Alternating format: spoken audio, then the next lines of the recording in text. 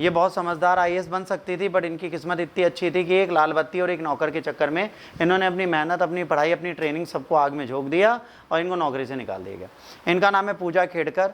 Maharashtra cadre में IAS बन चुकी थी, ट्रेनी आईएएस थी। 1 साल बाद डीएम का पद मिल जाता, बट पता नहीं इनकी मति कैसे पड़ी कि इन्होंने कहा हमें बंगला चाहिए, हमको अपने नाम के आगे कमिश्नरेट लिखना है, हमको दबंगई से चलना है।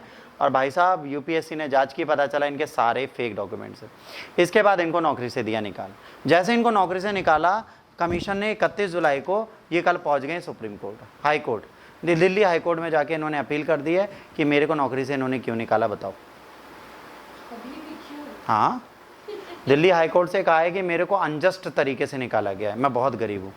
तो इन्होंने सीधे कह दिया है, यूपीएससी ने इनका कैंसिल किया। जैसे ही कैंसिल किया, इसके बाद इन्होंने डिसीजन लिया कि अब ये जो चीज़ है सीएससी 2022 के रूल के अकॉर्डिंग ये गिल्टी है कि नहीं, इसकी बात चलेगी।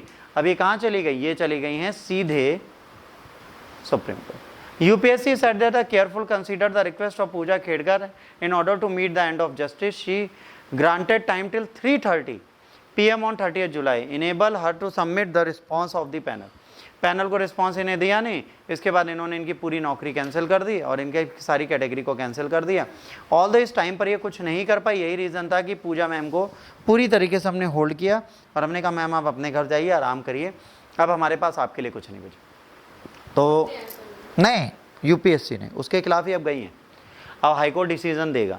और जैसे एक क्वेश्चन किसी ने मुझसे पूछा था सुबह ऐसे ही मजाक में कि सर अगर ये हाईकोर्ट चली गई तो क्या इनको दोबारा नौकरी मिल सकती है? बिल्कुल नहीं मिल सकती। अगर इन पे फोर्जरी लग गई, हाईकोर्ट जा रही है तो जेल भी जा सकती है। देखो, दो धारी तलवार पे पैर रख दिया इन्होंने। अभी तो यूपीएससी ने सिर्फ बैन किया था, हाईकोर्ट और सुप्रीम कोर्ट इन्हें जेल में भी डाल सकता।